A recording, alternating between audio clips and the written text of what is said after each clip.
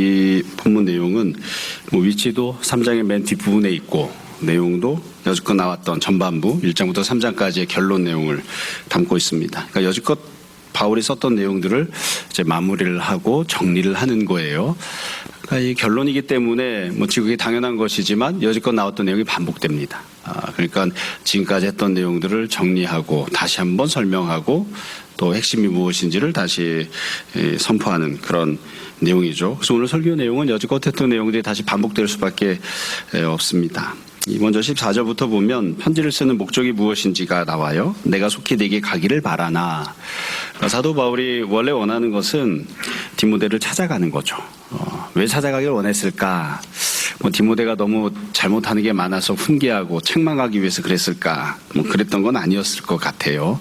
그러니까 물론 조금 더 좋은 목회자가 되라고 이것저것을 가르쳐주고 또 교훈을 주고 이러기 위해서 찾아가는 것이긴 하겠지만 근본적으로는 교제를 위해서, 사귐을 위해서. 그러니까 쉽게 이야기하면 나는 네가 보고 싶다. 나는 네가 만나고 싶다. 이제 그런 마음인 거죠. 특별한 일이 없어도 같이 만나고 교제하고 사귀고 또 서로 어떻게 목회하는지를 서로 이야기하고 그래서 바울이 종종 이야기하는 것처럼 바울 자신도 위로를 받고 디모데에게도 위로를 주고 아마 그러고 싶지 않았을까 싶습니다. 그런데 그 뒤에 보시면 현실이 나오죠. 이것을 내게 쓰는 것은 이제 찾아가길 원하지만 이렇게 편지를 쓰는 것은 만일 내가 지체하면 너로 하여금 하나님의 집에서 어떻게 행하여야 할지를 알게 하려 함이니. 그러니까 직접 찾아가서 만나서 이런저런 이야기를 나누고 싶지만 혹시 그렇게 못하고 시간이 지체가 되면 그러면 그래도 좀 하고 싶은 이야기들을 편지로라도 내가 너에게 전하고 싶어서 이와 같이 편지를 쓴다 이렇게 기록을 하고 있습니다. 사실 현실은 사도 바울은 항상 무언가를 하고 싶기는 한데 어디로 가고 싶기도 하고 누군가를 만나고 싶은데 제때 못 만나는 가지 못하는 경우들이 많이 있습니다. 그래서 일단 편지를 쓰는 그런 경우들이 많이 생겨나죠. 그래서 만났을 때 할 이야기나 또 편지를 쓰는 이야기나 사실 전해야 할 내용은 비슷하겠죠.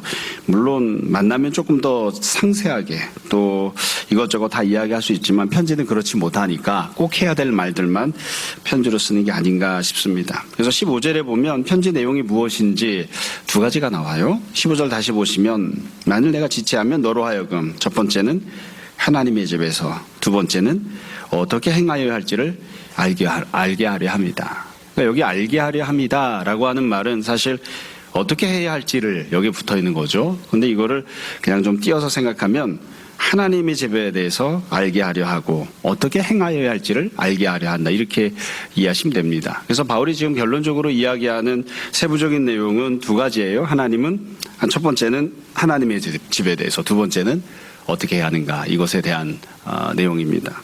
자, 이 내용이 별로 어렵지도 않고요. 또 계속 말씀드리는 것은 결론이기 때문에 앞부분에 나왔던 내용들입니다. 조금 다시 한 번 더 정리해서 다시 한 번 더 듣는다는 마음으로 들었으면 좋겠습니다. 먼저 처음에 나오는 내용이 15절 맨 뒷부분이죠. 이렇게 시작합니다. 이 집은 살아계신 하나님의 교회요 진리의 기둥과 터니라. 그래서 어렸을 때부터 이거 맨날 많이 듣던 표현입니다. 근데 예전에 설교할 때도 그랬고 지금 오늘 설교를 준비하면서도 다시 한번 잘 생각하면서 보니까 사도 바울이 어디에 강조점을 두고 있는가, 왜 이 내용을 쓰는가를 생각을 해보면 참 독특한 표현을 쓰고 있다는 걸 알 수 있어요. 처음에 시작을 어떻게 하냐면 이 집은 이렇게 시작합니다. 이 집은. 그냥 교회는 이렇게 해도 되잖아요. 에베소 교회는 이렇게 해도 되는데 바울이 그렇게 말하지 않고 이 집은 이렇게 시작을 했다고요. 왜 굳이 이렇게 표현을 했을까?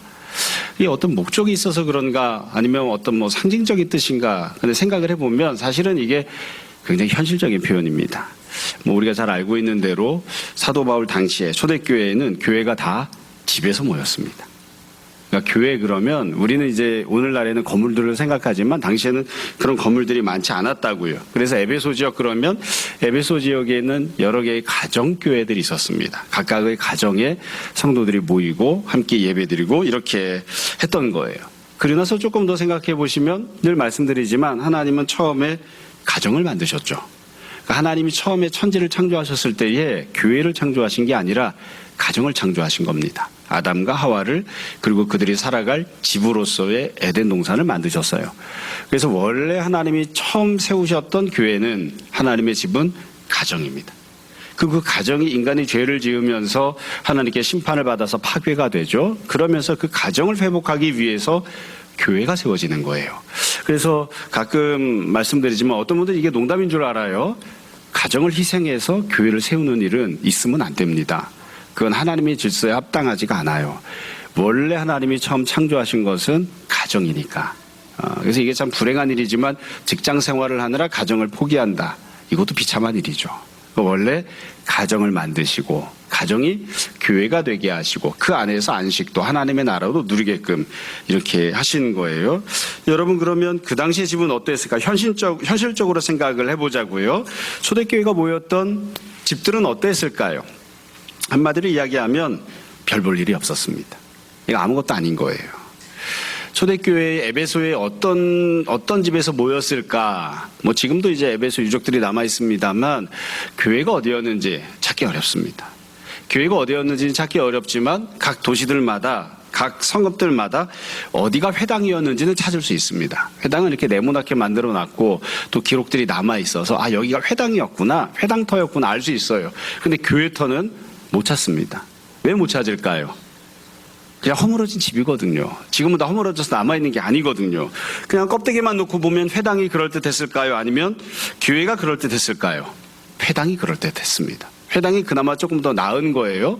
또 그 당시 사회에 로마 시대잖아요. 로마 시대에 우리가 알고 있는 것처럼 번듯한 신전들이 굉장히 많았습니다. 로마 시대 사람들은 어딜 갔느냐? 로마 사람들은 교회 안 가잖아요. 회당도 안 가잖아요. 어디 갈까요? 자기들이 믿는 종교를 따라서 신전을 가는 거죠. 근데 오늘날에도 이렇게 관광을 가면 로마든 어디든 다 이태리 지역 이런 데 터키 지역 이런 데 가면 유명한 신전들이 남아 있어서 우리가 쭉 쳐다보면 야 정말 그 당시에 이렇게 의리의리하게 잘 지었을까. 뭐 물론 저 같은 사람이 보면 하여간에 높은 것들이 이런 거 짓는다고 그냥 백성들 고기를 다 빨아먹고 이거 짓느라 얼마나 뼈 빠졌을까 이런 생각이 든다고. 근데 지금 봐도 막 엄청난 건물들이 있거든요. 엄청나게 지어놨거든요. 너무너무 잘 지어놨어요. 상대적이죠. 오늘날에는 높은 건물들이 많이 있어서 훌륭한 건물도 우리가 보고 살지만 그래도 오늘날 보기에도 과거의 신전들이 의리의리하고 대단한데 과거에는 뭐 높은 건물이 없잖아요. 별게 없이 다 평탄한 지경에 다 1층짜리 집밖에 없는데 그 가운데서 신전들을 의리의리하게 지었으니까 얼마나 대단했겠습니까? 그러니까 지금 사도 바울이 지금 이야기할 때 이 표현은 그래서 굉장히 현실적인 거예요. 제가 생각할 땐 그런 것 같습니다. 바울이 이 집은 이렇게 했을 땐 교회가 집에 모였으니까 이렇게 표현을 한 것이고 동시에 실질적인 의미는 뭐냐면 이 작은 집은 이 보잘것없는 집은 그냥 사람들이 봤을 때 볼품없어 보이는 이 집은 이렇게 설명을 하는 거예요. 다시 말씀을 드립니다. 여러분 초대교회는 집에서 모였고요. 그 집은 별 볼 일이 없었습니다. 그러니까 만약에 오늘날처럼 출근을 하는 시스템이었다고 하면 디모데는 어디로 출근을 했을까요? 허름한 집으로 가는 겁니다. 허름한 집으로. 작은 집으로 그렇게 갔던 거죠. 사실 우리나라에도 교회가 처음 들어왔을 때 마찬가지죠. 어디에 교회가 세워졌는가? 우리나라에 처음 세워졌던 교회는 소래교회입니다. 소래. 이게 송천이죠. 송천. 한문으로 쓰면 송천인데 그걸 우리말로 해서 소래라고 하는 거예요. 소나무 송자에. 그 다음에 내천자에서 송천인데 우리말로 하면 소나무는 소잖아요. 솔. 그 다음에 천은 내. 그래서 소래교회가 처음 세워진 교회거든요. 소래교회는 서상윤이라고 하는 사람이 자기 집에 세운 교회입니다. 처음에는 초가집이었습니다. 초가집에서 교회를 세워서 이렇게 운영을 하다가 섬기다가 한 12년 정도 지난 다음에 협소해지니까 기와집으로 다시 지었어요. 그래서 기와집으로 지은 다음에 그게 이제 유명한 소래교회가 된 거죠. 제가 찾아보니까 초가집일 때의 소래교회 사진은 남아있는 게 없고 기와집으로 바꿨을 때의 소래교회 사진만 남아있어요. 뭐 제가 다녔던 총신대에 가면 양재에 가면 그걸 그대로 복원했다고 해놨는데 실제로 똑같은지는 알기가 어렵습니다. 여튼 그래서 처음에는 우리나라에도 초가집에서 그냥 교회를 시작한 거예요. 여러분 저 광화문 쪽에 가면 세문안교회라고 유명한 교회가 있습니다. 지금은 뭐 몇 번에 걸쳐서 짓고 헐고 해서 굉장히 의리의리하게 잘 지어놨거든요. 세문안교회는 언더우드 선교사 집이었습니다. 우리나라에 들어왔던 언더우드 선교사가 집을 하나 사서 거기서 생활을 했는데 그 생활을 하면서 자기 집 사랑방에서 사람들이 몇 사람 모인 거예요. 그래서 거기서 시작한 게 세문안교회입니다. 세문안교회. 그래서 예전에 한국교회에서 이렇게 수업을 듣다 보면 교수님들이 가끔 그런 얘기를 하세요. 전통적인 한국교회의 그런 구조틀이 남아있는 집이 있고 그냥 이렇게 초가집처럼 지어놓은 거죠. 집이 있고 쌀이문이 있고 바깥으로 이렇게 쭉 담벼락을 쳐놓고 그랬던. 그래서 서양 도깨비들이 왔다고 해서 바깥에 담이 뭐 궁궐처럼 높은 게 아니니까 바깥에서 돌멩이 집어던지고 이렇게 해서 예배를 드린 거죠. 우리나라 첫 번째 신학교는 평양신학교라고 하거든요. 평양신학교는 마포삼열 목사님, 그러니까 모펫 선교사가 자기 집에서 학생들 불러놓고 시작한 게 평양신학교입니다. 그러니까 예전에는 다 교회가 어떠했느냐? 집이에요. 신학교도 어떠했느냐? 집이에요. 다 그런 데서 시작을 한 거죠. 그러니까 여러분 누군가가 이야기할 때에 디모데를 향해서 이야기할 때도 어디가? 그러면 저쪽에 있는 집으로 가. 이렇게 이야기하는 거예요. 뭐 별 볼 일이 없는 거죠. 내세울 게 없는 거예요. 그러니까 사람들이 보면 뭐 저까짓 게 뭐라고 이렇게 생각할 수 있는 그런 곳이죠. 오늘날도 마찬가지입니다. 여러분들은 어떻게 대답하시나 모르겠습니다만 저도 가끔 친구 목사님들이나 다른 사람이 물어보면 교회 어디 있느냐 이렇게 물어보면 우리 상가에 있어. 그렇게 얘기합니다. 우리는 우리 땅을 갖고 거기에다 독자적인 건물을 지은 교회가 아니잖아요. 여러분들은 아침에 예배드리러 나오실 때 교회 나올 때 어떻게 생각하고 나오십니까? 어디로 간다고 생각하세요? 상가로 간다. 상가로 간다. 엘리베이터 없는 상가로 가서 계단을 올라가서 거기서 예배드리는 거지. 이게 현실이잖아요. 그렇죠? 사도 바울이 지금 그걸 설명하는 거예요. 그러니까 지금 껍데기만 놓고 보면 어떠하냐? 이 집은 작고 초라하고 볼품이 없다. 그리고 나서 사도 바울이 이 집이 갖고 있는 중요한 특징을 두 가지를 설명을 하죠. 여러분 그 뒤에 본문을 보시면 첫 번째, 살아계신 하나님의 교회다. 이게 매우 중요한 겁니다. 그러니까 앞부분서부터 사도 바울이 디모데에게서 목회와 관련해서 교회를 섬기는 것과 관련해서 성도가 어떻게 살아가야 하는 것과 관련해서 쭉 말씀을 가르치면서 이렇게 이야기한 거예요. 이 집은 껍데기는 별 볼 일이 없지만 여기는 너희가 모이는 여기는 바로 하나님의 교회다.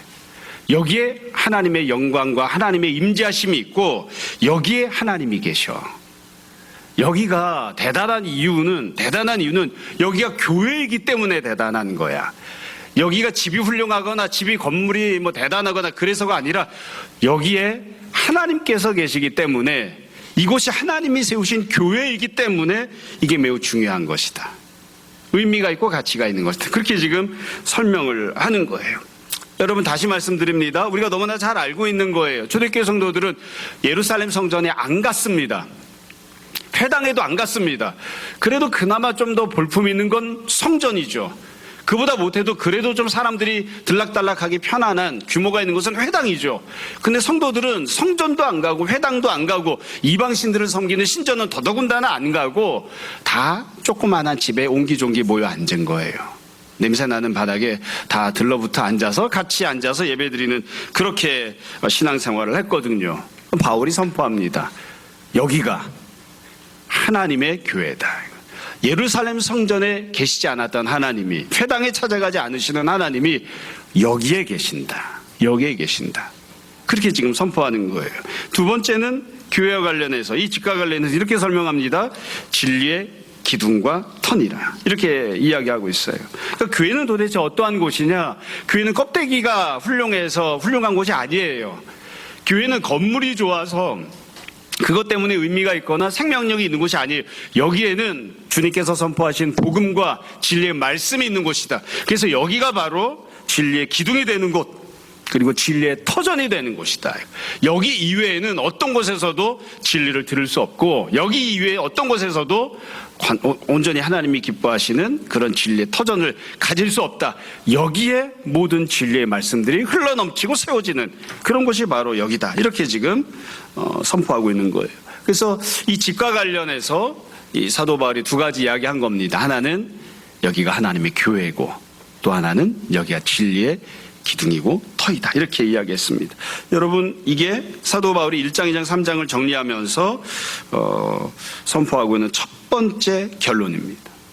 이게 어찌 보면 신앙생활에 있어서 목회자인 디모데에게 설명하는 것이니까 목회에 있어서 제일 중요한 첫 번째예요. 제일 중요한 첫 번째. 너는 도대체 무엇을 하고 있는 사람인가? 어디로 가고 있는 사람인가? 왜 거기를 가고 있는가? 네가 가고 있는 곳을 사람들은 건물이라고 부르고, 네가 가고 있는 곳을 사람들은 상가라고 부르고, 네가 가고 있는 곳을 사람들은 초가집이라고 부르겠지. 그러나 네가 가고 있는 거기가 하나님의 교회다. 하나님의 교회로 인식하라는 거예요. 그걸 보라는 거예요. 그래서 하나님의 교회를 인식하기 때문에 그와 같은 모습으로 대하고 그와 같은 모습으로 행동하는, 그렇게 되라고 하는 것이죠. 세상 사람들은 교회를 보면, 그 집을 보면 무슨 생각을 했을까요? 가난하네, 볼품없네, 1층짜리네, 저거 초가 언제 갈아치워야 되나, 이런 생각하겠죠. 세상 사람들이 보면 교회를 볼 때에는 그냥 단순한 친목단체로, 혹은 그냥 교양적인 단체로, 사귐이 있는 곳으로, 혹은 어떤 분들은 그냥 정치적인 모임으로 이렇게 볼 거예요. 세상 사람들은 그렇게 봅니다. 그러나 사도 바울이 지금 선포한다고요. 그건 그들의 입장이고 그들의 생각이고 껍데기로 봤을 때 그런 것이고, 이 집은 하나님의 교회다. 지금 사도 바울이 그렇게 선포하고 있습니다. 여러분, 구약시대 때도 보면 이와 같은 일들이 종종 있었는데, 이스라엘 백성들이 출애굽을 하거나 하나님이 가나안 땅에 그들을 들어가게 할 때 하나님이 제일 처음에 하시는 아주 중요한 사건이 있어요. 그게 뭐냐면, 모세가 떨기나무 가운데 불이 붙었을 때, 떨기나무에 불이 붙었는데 타지 않을 때 거기를 찾아가잖아요. 그러니까 하나님이 뭐라고 하시죠? 이 눈만 멀뚱거리게 뜨고 있는 소경자식아, 눈 똑바로 떠봐라. 여기는 거룩한 곳이다. 어디서 감히 신발을 신고 여기서 그냥 고기를 뻣뻣이 쳐들고 앉아있어. 신발을 벗어라. 이게 하나님 말씀이에요. 못 보고 있는 거예요. 거기가 어딘지. 그 자리가 지금 어떠한 자리인지를 모르고 있는 거예요. 그냥 들판의 한 부분이라고 생각하고 있는 거죠. 양치다가 그냥 나무가 그냥 서 있네, 이렇게 생각한 거예요. 근데 하나님이 모세에게 말씀하신다고요. 눈 똑바로 떠봐. 이 소경자식아, 눈 감고 살지 말고 눈을 똑바로 떠봐. 여기가 어디니 도대체? 여기는 바로 영광스러운 하나님이 찾아오신 거룩한 땅이다. 당장 신발을 벗지 못하느냐. 그게 하나님이 모세를 만나시는 장면이에요. 그게 하나님 모세를 만나시는 장면. 그러니까 아무것도 아니죠. 떨기나무가 그냥 하나 붙어 있는 건데 그깟 이게 뭐겠어요. 근데 하나님이 말씀하신다고요. 여기에 내가 찾아왔고 여기에 내가 임재했다. 여기가 교회야. 어디서 감히 이렇게 말씀하시죠. 그러니까 지금 사도 바울이 똑같이 이야기하는 거예요. 똑같이. 제가 대학생 때 원래 저희 모교회가 공항 베델교회인데 뭐 거기서 벗어날 방법이 없죠. 청년 때 대학교 1학년 때부터 시작해서 재수할 때부터 시작을 해서 정확하게 말씀드리면 교사를 하고 교회를 섬기고, 원래 제가 교회 가는 걸 좋아하고 또 신앙생활 열심히 했으니까 주일날 새벽부터 시작해서 밤늦게까지 도무지 옴짝달싹을 할 수가 없었는데, 우리 담임 목사님께서 좀 편찮으셔서 약간 감시가 느슨해진 틈을 타서, 나도 이제 신학교를 갈 거니까 우리 교회 말고 도무지 아는 교회가 없어서 다른 교회들은 어떻게 하나 하고 주일에 일찍 예배를 드리고 그 다음에 다른 데 오후나 늦게 이렇게 해서 한 주일에 한 두세 군데씩 가기도 하고 해서 한 100여 군데 교회를 돌아다녀 봤었어요. 어떻게 예배를 드리는지, 교회는 어떻게 지었는지. 근데 항상 기억에 남는 건 그거예요. 건물이에요. 아직도 기억납니다. 명성교회를 갔더니만 지하에 식당이 있었는데 그 당시에 보니까 지하실 식당에 인공폭포가 있더라고요. 그 성도들은 인공폭포 밑에서 점심밥을 먹어. 한 끼에 1,000원이야. 돈 1,000원 내고 먹어야 돼. 그리고 나서 충격교회를 가봤더니만 충격교회도 지하 식당이 있는데 거긴 주차장 옆에 있어서 시끄러워요. 근데 그까지 국수를 주면서 300원 받더라고요. 내가 이 300원 내고 국수를 먹어야 되나, 막 공짜로 주지, 막 이런 생각을 했었거든요. 쭉 돌아다녀 보면 사람은 다 누구나 다 마찬가지예요. 제일 먼저 눈에 들어오는 게 뭐죠? 건물입니다. 건물이에요. 그래서 건물이 훌륭하면 교회가 훌륭하네. 건물이 괜찮으면 교회가 괜찮네. 목사님이 괜찮으신가 보다. 그렇게 생각을 해요. 그래서 우리가 그냥 흔히 우스갯소리로 목사님들끼리 만나서 이야기할 때도 그렇게 이야기한다고요. 교회가 부흥하려면 뭐가 있어야 돼요? 권능이 있어야 돼요. 건물의 능력, 권능이 있어야 돼요. 권능이. 사람은 뭘 보죠? 건물을 봐요. 건물을. 사람은 학벌을 보고 건물을 보고 외양을 본다고요. 외양을 본다고요. 그러니까 지금 사도 바울이 지금 이야기합니다. 디모데에게 네가 지금 무엇을 섬기는지를 생각해라. 사람들이 봤을 때 그까짓 거 아무것도 아닌 하찮은 집 하나에 불과한 것처럼 보이지, 도무지 무엇과도 견줄 수 없는 그것이 바로 영광스러운 하나님의 교회다. 하나님의 교회를 대하는 그런 마음으로 네가 목회를 해야 하는 것이고 하나님의 교회를 대하는 그런 모습으로 겸손하게 그 앞에 엎드려야 한다. 이게 지금 사도 바울이 하는 이야기입니다. 자, 이걸 우리 스스로에게 다시 한번 이야기해 봅시다. 여러분, 아침에 나오실 때에 어떤 마음으로 나오셨습니까? 계단을 올라올 때에 어떤 마음으로 계단을 올라오셨습니까? 우리가 늘 기도하잖아요. 또 늘 소망합니다. 주님, 이곳에 주님의 영광과 주님의 임재하심이 가득하게 하시고 여기에 성령의 충만함이 늘 흘러넘치게 하시고 이곳에 늘 진리의 말씀이 가득 차게 하셔서 누구든 이곳에 찾아오는 자, 예배드리는 자 주님을 만나게 하시고 주님을 보게 하시고 주님의 말씀을 듣게 하시고 갖고 있는 문제들이 주님의 은혜로 구원으로 다 해결함 받고 고침과 자유함을 얻게 해주십시오. 우리가 그렇게 소망하는 마음으로 찾아오죠. 이게 사도 바울이 이야기하는 첫 번째입니다. 그래서 우리가 이것도 늘 기억했으면 좋겠습니다. 우리는 건물로 오는 것이 아니라 교회로 옵니다. 하나님의 임재하심 있는 곳으로 오는 것이죠. 두 번째로 사도 바울이 이야기하는 내용은 16절입니다. 이렇게 시작하고 있어요. 그도다 경건의 비밀이여 그렇지 않다느니 없도다. 사실 이거 그냥 본문만 설명하면 되는데 조금 논리적으로 말씀드리면 이 본문 안에는 누락되어 있는 부분이 있습니다. 앞부분에 견주어보자면 이 집은 이렇게 시작했잖아요. 처음에는 이 집은 살아계신 하나님의 교회 진리의 기둥 같아 이렇게 했던 것처럼 16절은 원래 좀 논리적으로 문맥을 맞춰서 보자면 이렇게 시작하는 게 맞아요. 너는 예수님을 따라가는 제자이고 너는 성도다 이렇게 시작하는 게 맞아요.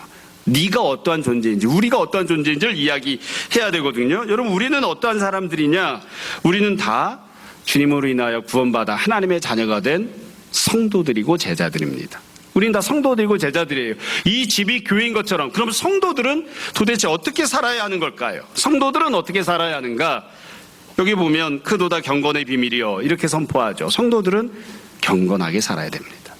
경건하게. 이게 앞에까지 전반부가 담고 있는 내용이잖아요. 성도들이 어떻게 삶을 살아야 하는지 내용을 기록하면서 이 디모데전서는 몇 가지 내용을 이야기합니다. 권면하고 명령하죠. 1장에서는 교회는 말씀이 가득한 곳이니까 복음만 있어야 하는 곳이니까 성도들은 말씀을 가까이 하는 그런 삶을 살아야 하고요. 2장에서는 기도와 간구에 대해서 이야기합니다. 성도는 심지어 불신자인 이방인 통치자들을 위해서도 기도하고 간구하고 중보하는 그게 바로 교회의 모습이어야 됩니다. 3장에 가면 경건한 삶과 직분자에 대한 내용이 나오죠. 성도들은 변화받은 삶을 살아야 돼요. 변화받은 삶을 살아서 하나님 앞에 경건한 삶을 사는 그리고 그것으로 인하여 자격을 갖춘 뒤에 직분을 받아서 교회를 세우고 섬기는 일을 감당하는 그게 성도들이 마땅히 살아야 하는 모습입니다. 그러니까 도대체 경건이라고 하는 건 뭐냐면 변화받은 삶이거든요. 변화받는다 했을 때에 성도는 전인격적인 전폭적인 변화를 우리가 받을 수 있고 또 받아야 하는 존재들입니다. 우리가 예수님을 믿는다고 하는 건 무슨 뜻이냐면 예수님 믿었어요. 그러면 성령님께서 우리의 영혼을 다시 낳아주셔서 우리가 영적으로 새로운 피조물이 되는 거죠. 영혼이 조금 고침받는 게 아니라 수정되는 게 아니라 치장하는 게 아니라 완전히 전폭적으로 다른 존재가 되는 거예요. 그러니까 예수님을 믿으면 우리가 잘 인식하지는 못하지만 우리 영혼은 다시 태어납니다. 우리 영혼이 새로운 피조물이 되는 거예요. 새로운 피조물이 됩니다. 우리 마음도 마찬가지예요. 사도 바울이 디모데전서에서 계속 이야기하잖아요. 우리 마음이 변화해서 선한 양심이 되고 선한 양심이 되고 깨끗한 마음이 되고 거짓 없는 믿음을 가진 자들이 돼요. 그러니까 우리의 심령 안에 비록 우리가 생각할 때 완벽하지는 않아도 또 그것이 지속적이지 않아도 영속적이지는 못해도 그래도 우리 심령이 변화를 받아서 우리 마음도 새로운 존재가 된다고요. 우리 육적인 삶도 마찬가지입니다. 먹고 마시는 것, 즐기는 것, 누리는 것, 바라보는 것, 이웃들과 관계를 맺는 것, 기타 등등 모든 부분들에 있어서 육적인 삶에 있어서도 변화를 받는다고요. 이 모든 것들을 총괄해서 경건하다고 이야기하는 거예요. 네 영혼이 이미 거듭나서 경건한 영혼이 되었으니까 네 마음도 다시 새로운 마음이 되어서 청결한 양심이 되고 선한 양심이 되고 거짓 없는 믿음을 갖고 그렇게 해서 그렇게 경건한 마음이 되고 네 육적인 삶도 마찬가지로 경건한 삶을 살아야 된다 이렇게 이야기를 하는 거예요. 그리고 나서 사도 바울이 했던 내용을 다시 한번 봅시다. 16절에 보면 바울이 이렇게 이야기해요. 크도다 경건의 비밀이여 이렇게 선포하고 있습니다. 이 크도다 경건의 비밀이여 라고 하는 말을 비밀이라고 하는 게 도대체 무슨 뜻일까 이렇게 궁리를 하다 보니까 조금 쉽게 이야기하려면 이게 맞지 않나 싶어요. 우리가 좀 받아들이기 쉽게 표현하자면 경건의 비밀이여 했잖아요. 경건은 기적입니다. 크도다 경건의 기적이요. 이렇게 이해하시면 훨씬 더 이해하기가 쉬워요. 그러니까 성도들은 어떻게 살아가냐면 경건이라고 하는 기적을 누리고 사는 사람들이에요. 그리고 그 기적은 작은 기적이 아니라 큰 기적이에요. 다시 말씀드립니다. 하나님께서 원래 창조하셨던 창조 질서가 있어요. 사람은 원래 그렇게 살아야 돼요. 너는 이렇게 살아. 그렇게 처음에 만드신 그런 삶의 모습이 있는데 그대로 못 살아요. 죄를 졌기 때문에 심판을 받아서. 혹은 사람은 예수님 믿고 나면 천국에 가니까 죽은 다음에 천국에 갈 테니까 천국에서 살아가야 되는 그런 천국에서 삶의 모습이 있습니다. 근데 이 땅에 살면서 그렇게 살아야 되는데 그렇게 잘 못 살죠. 원래 하나님께서 처음에 창조하셨던 창조의 질서나 아니면 우리가 들어가서 살게 될 영원한 천국의 질서나 그 모습으로 살아가는 걸 우리가 경건하다고 한다고요. 근데 그 경건하게 살아가는 삶으로 바뀌는 건 기적입니다. 기적이에요. 어떤 분들은 이렇게 이야기하면 이게 뭔 소린가 하겠지만 아까 했던 얘기를 다시 한 번 더 반복해서 말씀을 드릴게요. 예수님께서 여러 가지 기적들을 행하셨습니다. 눈먼 사람 소경의 눈을 뜨게 해주셨죠. 앉은 뱅이 일어나게 하셨죠. 심지어 죽은 자도 살아나게 하셨죠. 마찬가지예요. 도대체 기적이란 무엇인가? 눈 멀었던 사람이 눈을 뜨는 게 기적이잖아요. 그래서 우리가 예수님을 믿는다는 건 어떤 뜻이죠? 예수님을 믿는다는 것. 여지껏은 예수님이 안 보였어요. 여지껏은 예수님을 향해 마음이 가지 않았어요. 근데 이제 예수님을 보는 겁니다. 여지껏은 예수님 말씀을 중요하게 생각하지 않았어요. 근데 이제 주님의 음성을 듣는 겁니다. 그게 우리가 영적인 눈을 뜨는 것이고 영적인 귀를 여는 거예요. 여지껏은 내가 원하는 것대로 살기 위해서 내 욕심을 채우기 위해서 내 손과 발을 사용하고 살았다고요. 근데 그게 아니라 주님이 나에게 맡겨주신 직분을 감당하기 위해서 혹은 이웃을 섬기기 위해서 우리가 마땅히 행해야 할 일들을 하기 위해서 손과 발을 사용을 하는 거예요. 그게 경건해지는 거예요. 그래서 그런 점에서 보면 경건은 기적입니다. 하나님 말씀을 보기 시작해요. 눈을 뜨기 시작하는 거예요. 여지껏은 다 맹인으로 살았다고요. 소경으로 살았다고요. 눈먼 자들의 도시라는 그런 책이 있잖아요. 몽땅 다 소경으로 살고 있어요. 근데 우리가 눈을 뜬 거예요. 하나님의 말씀이 있다는 것을 보기 시작했고 우리가 이제는 귀를 열은 거예요. 주님이 우리에게 주시는 말씀이 있다는 걸 듣기 시작하는 거예요. 이제는 우리가 안진뱅이였는데 나 자신만을 위해서 살고 있었는데 안진뱅이였다 일어나는 거예요. 손과 발을 주님의 영광을 위해서 주님의 뜻대로 경건한 삶을 살기 위해서 바꿔나갑니다. 그게 기적이에요. 그래서 성도가 누리는 기적은 무엇이냐? 간단합니다. 사도 바울은 그렇게 설명하는 거죠. 안진뱅이로 태어난 사람 죽을 때까지 못 일어날 수도 있습니다. 소경으로 태어난 사람 죽을 때까지 눈을 못 뜰 수도 있습니다. 아무리 열심히 기도해도 소경의 채로 죽을 수도 있습니다. 그러나 성도는 눈을 뜬 사람들입니다. 눈을 감고 있다가 눈을 뜨는 거예요. 말씀을 보기 시작하니까. 성도는 아무리 기도해도 행복한 가정을 회복하지 못할 수도 있어요. 그러나 성도는 주님 앞에 기도하고 간구하며 하나님과 행복한 교제의 관계를 회복하는 사람들이에요. 기적을 누리는 사람들이에요. 그래서 사도 바울은 경건을 비밀이라고 기적이라고 말하는 겁니다. 우리가 아픈 부분이 있거나 문제가 있을 때 그게 육적인 부분에서 해결이 안 되는 경우들이 있을 수도 있습니다. 하지만 우리는 영적인 부분들에 있어서 기적을 경험합니다. 그러니까 우리 삶이 바뀌는 것, 내 영혼이 거듭나는 것, 내 마음 가운데 거짓 없는 믿음이 생겨나는 것, 선한 양심이 생기는 것, 깨끗한 마음을 내가 갖게 되는 것, 그게 기적이에요. 그게 하나님이 베풀어 주시는 은혜이고 구원이고 기적인 거예요. 이것이 모든 사람들이 다 알고 있다고요. 여기 보면 바울이 그렇게 이야기하잖아요. 그도다 경건의 비밀이요 그렇지 않다 하느니 없도다요. 어떤 사람이 신앙생활을 하고 있습니다. 교회를 나오기 시작했어요. 그런데 그 사람이 교회만 나오는 게 아니라 영적인 변화가 나타나고 마음에도 변화가 나타나고 생활에서도 변화가 나타나요. 그러니까 옆에 있는 사람들이 얘기하는 거예요. 저 사람은 어떻게 저렇게 달라졌지? 저 사람은 어떻게 저렇게 달라졌지? 정말 기적 같은 일이 벌어졌네. 그렇게 이야기한다는 거죠. 사실 이 부분은 우리에겐 조금 마음 아픈 구석이기도 합니다. 왜냐하면 사도 바울이 이렇게 표현을 할 때에는 경건에 대해서 참 큰 기적이라고 비밀이라고 말을 할 때에는 초대교회는 이게 일상적이고 당연한 것이기 때문에 그랬습니다. 무슨 말이냐면 초대교회 때는 삶이 변하지 않으면 경건한 모습이 되지 않으면 교회 가기가 어려웠어요. 좀 더 정확하게 이야기하면 교회를 가는 사람은 다 경건하게 살았습니다. 어지간하면 경건한 삶으로 바뀔 수밖에 없었어요. 초대교회를 생각해 보세요. 신앙의 자유가 있던 때가 아니에요. 교회를 가려고 하면 희생하고 포기해야 될 게 많습니다. 핍박도 받고 박해를 받아야 돼요. 그래서 삶을 분명하게 바꾸지 않으면, 그런 정도의 결심이 없으면, 그런 정도의 은혜를 받지 않으면 교회를 못 가요. 그런 정도의 변화가 없는 사람은 교회 갈 생각을 안 합니다. 내가 부모로부터 버림받고 사회로부터 버림받고 내 미래가 다 사라져야 할 판에 그거를 감내해야 교회를 가는 판국에 경건하게 안 살고 바뀌지 않고 삶이 바뀌지 않은 채 교회만 그냥 들락달락한다고요? 그런 일은 불가능했어요. 그러니까 초대교회 성도들은 어지간하면 경건하게 많이 살 수밖에 없었던 거죠. 반면 오늘날은 어떠하냐면 삶이 경건하게 바뀌지 않아도 얼마든지 교회를 다닐 수 있습니다. 그래서 이제 교회에서 설교할 때에 경건하게 살아야 된다고 자꾸 강요를 하는 거예요. 바뀐 부분이 하나도 없어. 마음도 똑같아. 생활도 똑같아. 그래도 그냥 취미생활처럼 교회를 들락달락 할 수 있다고요. 오늘날은 얼마든지 그게 가능하잖아요. 초대교회는 그게 불가능했습니다. 교회를 가면 당장 핍박을 받아야 되는데 내가 핍박을 안 받고 그냥 교회만 들락달락 할 수 있나요? 없어요. 그러니까 교회를 나오는 사람들은 이미 일정 부분 희생하고 다니는 거예요. 경건한 모습이 되어지면서 교회를 출입했던 것이죠. 그래서 초대교회 성도들은 이 말이 무슨 말인지 압니다. 누군가가 교회를 다니면 주변 사람들이 다 이야기한다고요. 야, 너 교회 다녀? 힘들어서 어떡하니? 그렇게 포기할 게 많은데 그거 다 포기하고 어떻게 교회를 가니? 너 정말 대단하다. 네가 그런 결정을 했어? 그래서 모든 사람들이 다 알아요. 이 사람이 경건하게 되었다는 것을.